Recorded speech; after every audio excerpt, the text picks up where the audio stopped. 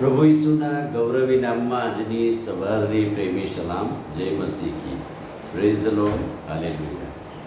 પ્રેરિતોના કૃત્યો 3 અધ્યાય અને પ્રેરિતોના કૃત્યો 4 અધ્યાય એ વચનોમાં શરૂઆતની મંડળી પર સંત પિત્તર અને સંત યોહાન પર થયેલી સતામણી અને એમને પકડવામાં આવ્યા, જેલમાં પૂરવામાં આવ્યા, બંદીખાનામાં નાખવામાં આવ્યા અને મંડળી પર સતામણી થઈ. ત્યાં સતામણીનું કારણ શું હતું? પ્રેરિતોના કૃત્યોના 3 અધ્યાયમાં જન્મથી લંગડો માણસ, 40 વર્ષથી ઉપરનો માણસ કે જે વર્ષોથી ત્યાં બેસી રહેતો હતો, એની પર ચમત્કાર થયો. પ્રભુ ઈસુના નામમાં આ લોકોએ એને સાજો કર્યો, જેનાથી સુવાર્તાનું કામ જોરદાર વધી ગયું અને તેઓએ પણ લોકોને બોધ કર્યો. કારણ કે પુષ્કળ લોકો ત્યાં જોવા એકઠા થયા ત્યારે પુનરુત્થાનની વાત તેમણે ત્યાં પ્રગટ કરી. પરિણામ સ્વરૂપે તેઓ બોધ કરતા હતા. એટલામાં મંદિરના આગેવાનો, યાજકો, સરદારો તેઓ પર તૂટી પડ્યા, ધસી આવ્યા અને તેઓને પકડીને લોકો સભાજનો સમક્ષ લાવવામાં આવ્યા. સુવાર્તામાં વિષય શું હતો? ઈસુમાં મોયેલાનું પુનરુત્થાન છે તે તેઓ પ્રગટ કરતા હતા. એ એમને ગમતું નહોતું. ઈસુમાં મોયેલાનું પુનરુત્થાન છે એ વાત પ્રગટ કરશો નહીં. અને એટલે એને કારણે તેઓને પકડીને લોકોની સમક્ષ લાવીને પછી બંદીખાનામાં પૂરવામાં આવ્યા.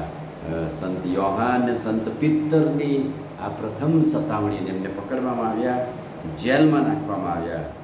ત્યાર પછી સવારે તેમને છોડવામાં આવ્યા અને તેઓને જણાવવામાં આવ્યું અને ધમકી આપવામાં આવી કે તમારે આ નામ લેવું નહીં, ઈસુનું નામ બિલકુલ લેવું નહીં, તો અમે તમને કનડગત નહીં કરીએ. તમે ચમત્કાર કરો, તમે આ કરો, પણ બોધ કરશો નહીં, ઈસુનું નામ પ્રગટ કરશો નહીં. જવાબ સ્વરૂપે પ્રેરિતોના કૃત્યો 4 અધ્યાય અને 20મું વચન, કેમ કે અમે જે જોયું છે, સાંભળ્યું છે તે કહ્યા વિના અમારાથી રહેવાય તેમ નથી. આ શુભ સંદેશ પ્રગટ કરવા માટે અમને જે ફરજ પડી છે, અમે જે જોયું છે એ તો કહ્યા વિના અમારાથી નહીં રહેવાય. તમે કોણ રોકનાર અમને? અમે તો આ વાત પ્રગટ કરીશું જ. અમને જેલ થાય, બંદીખાનામાં નાખવામાં આવે, મારવામાં આવે, કશો વાંધો નહીં, પણ અમે ઈસુનું નામ પ્રગટ કરીશું. ત્યાર પછી થોડી ઘણી ધમકીઓ આપી, શરતો કરી, છોડી મૂક્યા. છૂટ્યા પછી પિત્તર અને યોહાન શિષ્યો પાસે અને વિશ્વાસીઓ પાસે, પોતાના સાથીઓ પાસે પાછા આવ્યા અને તેઓ બધાએ એક સાથે મળીને પ્રેરિતોના કૃત્યો 4 અધ્યાય 23 થી 31 વચન સાથે મળીને ઈશ્વરની આભાર સ્તુતિ કરી. પોતાના ભાઈઓને છુટકારો મળ્યો એટલા માટે પણ એમણે પ્રાર્થના કરી, આગ્રહથી પ્રાર્થના કરી કે પ્રભુ તું તારા સેવકોને હિંમત આપ, પ્રભુ તારું સામર્થ્ય પ્રગટ કરવા તમે અમારી મદદ કરો.